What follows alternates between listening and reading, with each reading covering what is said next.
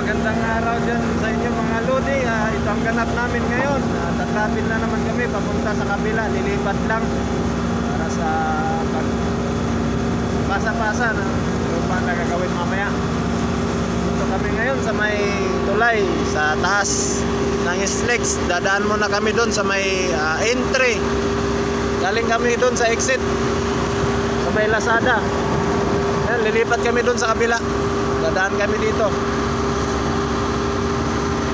Habang binabaybay namin itong entry papunta doon sa kabila. Magandang umaga po sa inyo dyan. Maulan ba ang umaga nyo? Ngayon sa amin dito basa pa, pero trabaho pa rin. Tuloy tayo doon sa puntahan natin.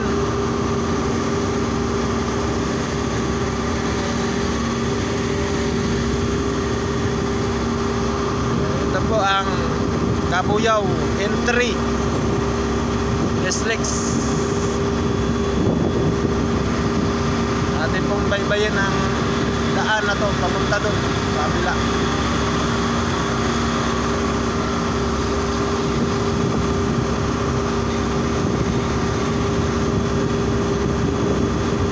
May malapit po dito na paaralan. Ito po yung Mapua Malayan College sa Laguna.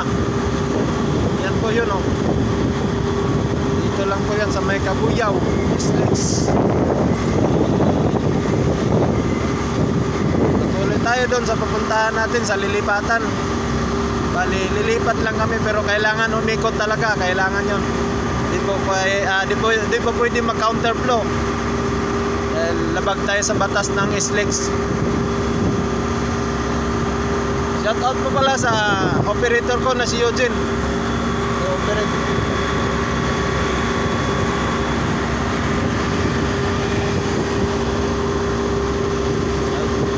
Patuloy tayo dito sa daan. Yan po, makikita nyo yung tsura dito. Ito yung tulay. Diyan kami sa taas kanina at dito na tayo sa baba ngayon. Dadaanan natin yung may trademark na DAP na company na nagtitinda ng mga truck na malalaki, trailer, elf, dump truck, forward. At katabi po sa panorama. Papunta po tayo doon. Patuloy tayo. Yan, madadaanan natin yung tower crane.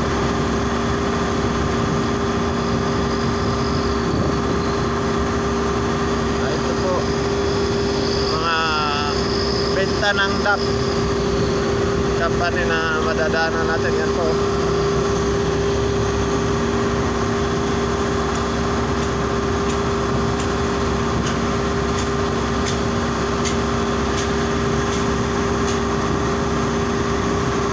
Sa ngayon po kasi ang pasok namin ngayon ay triple shift. Kaya wala na kami masyadong ote at inulan pa. Nakadismaya man, pero okay lang, laban pa rin. Pagbabasihan natin nung baguhan pa lang kami dito, itong daan na to masikip talaga. Bali 3 lane lang o 4, pero ngayon dahil napalawak na namin itong mga nasa gilid o sa gitna ay medyo maalwan na po ang daan at kasalukuyan pa pong ginagawa. Inaayos pa yung mga kulang, mga balance pa. Dito banda, ito malaki pang gagawin. Ito po yung kasalukuyan na mong ginagawa ngayon na hindi pa tapos at sabayan pa ng ulan.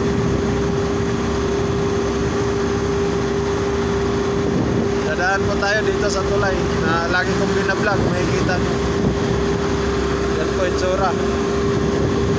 Ayun po doon ang gagaling yung tubig na to sa mga company. Dumadaan doon sa company papunta dito at doon sa kabila. Malapit po tayo sa may Petron na pagmamayari din ng San Miguel kay Boss RSA.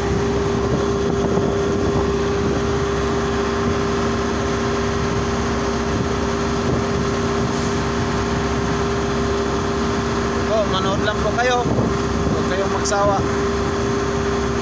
Sana po matulungan niyo ako, suportahan, subscribe po sa aking YouTube channel.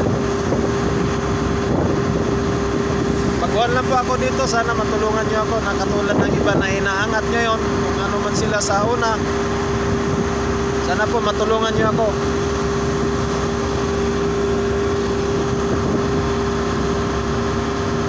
Magandang araw sa inyo. Yung panahon namin hindi maganda. Makulimlim po ang langit yan. Malayo, medyo malayo-layo pa po yung ikutin natin at hindi naman tulad ng ibang mga sasakyan dyan na mabilis yung takbo na kayang patakbuhin ng 80 kph. Itong sa amin 10 kph lang ang kaya nitong takbuhin at parang mas mabilis lang sa kaunti ng jogging, mga idol. Yan, nakikita nyo, makupad ang takbo talaga.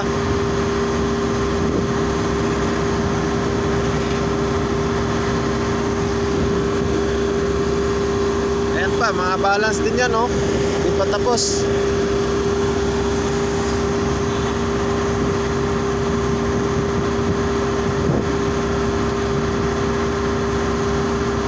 Ito na ay silangan na to, area. Bali boundary doon sa dinadaanan natin, boundary ng Cabuyao at saka Silangan. Ito ay papuntang Carmel Ray, Silangan, papunta doon. Dadaan muna tayo sa may exit ng Silangan. Ayan, maganda po yung lugar na yan dyan, no? Rest house siguro yan. Hindi ko lang alam kung kanino yan.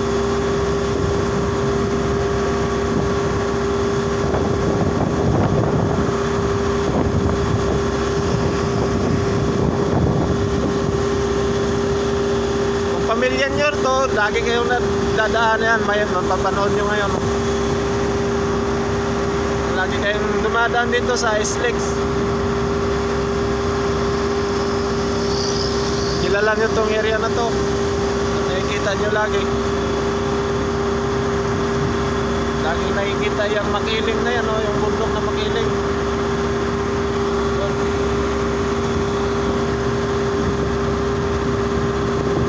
Patuloy nating pagtakbo simula doon sa pag-vlog ko, 7 minutes na po at talagang makupad ang takbo ng bako namin. Hindi tulad na ibang sasakyan na mabibilis. Ito talaga ang kaya lang niya ay 10 kph lang ang lakas o itakbo niya.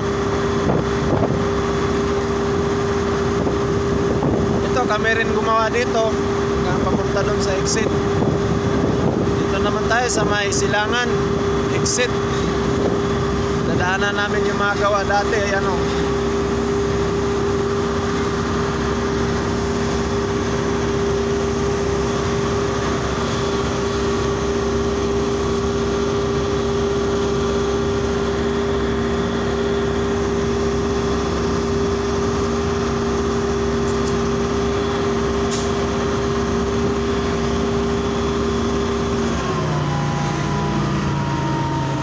Ayan na po, tuloy-tuloy tayo dito sa vlog ko. Diretso na po tayo, pa-entry tayo para lipat tayo sa may northbound. Galing tayo dito sa may southbound. Pa-northbound po tayo, mga kaibigan. Bababayin natin ang bawat daanan dito. Dahil makupad po yung sasakyan natin.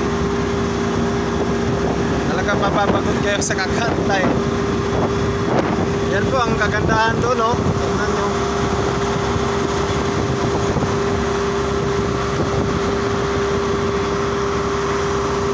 Papuntang yan, Mayapa, Calamba.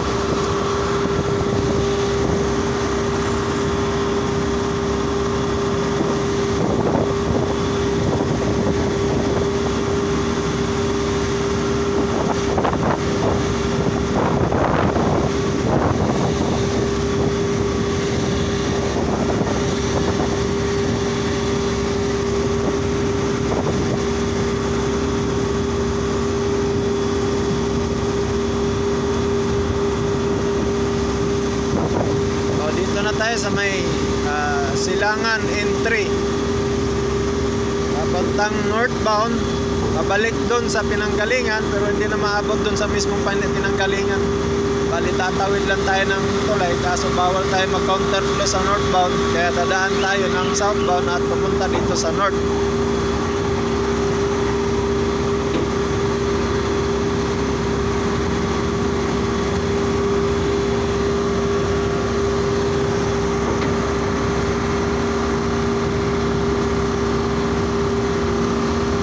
Dito tayo ulit sa may baba. Galing tayo sa taas kanina dyan o sa tulay na yan. Baybayin na naman natin yung daanan papunta dun sa pupuntahan, nalilipatan. Bali umikot lang po tayo. Yan po yung dinaanan namin dyan o, banda kanina.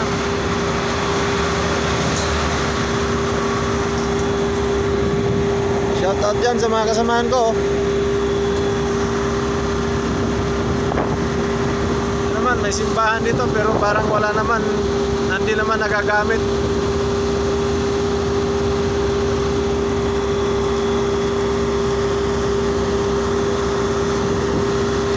Ito sa may silangan.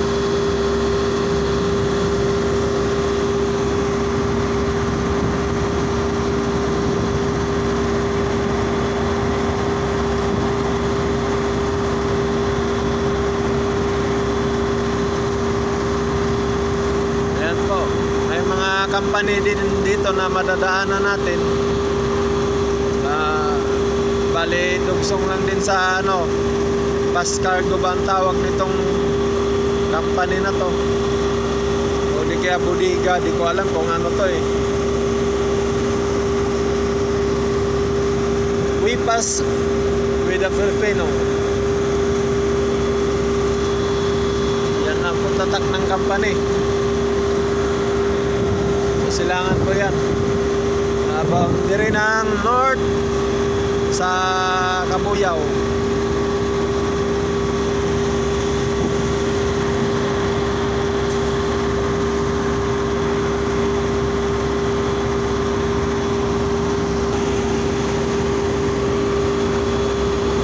Mga kaibigan, ito palang area na to sa may Petron banda. Ito po yung dating tinatawag nilang Matis o Mates, yung dating may-ari nitong Islex. Ito pala yung building nila dati. Yan, sa Mates. At ngayon ay pagmamay-ari na po ni RSA, pati itong Petron. At hindi pa po tapos dito, ang dami pang mga balance. Yan, kasalukuyan pa pong ginagawa hanggang ngayon.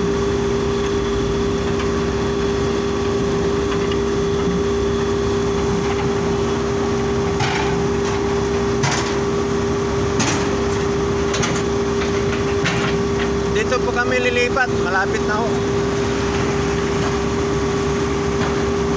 Yan, daming mga girder. Yeah. Tuloy, pasok. Yan. Doon kami sa may bako. Kung gagawin namin mamaya. Maraming salamat po. Thanks for watching. Subscribe naman po kung nagustuhan nyo. Please follow sa Facebook ko. Magandang umaga sa inyo. Maraming salamat po. Bye bye.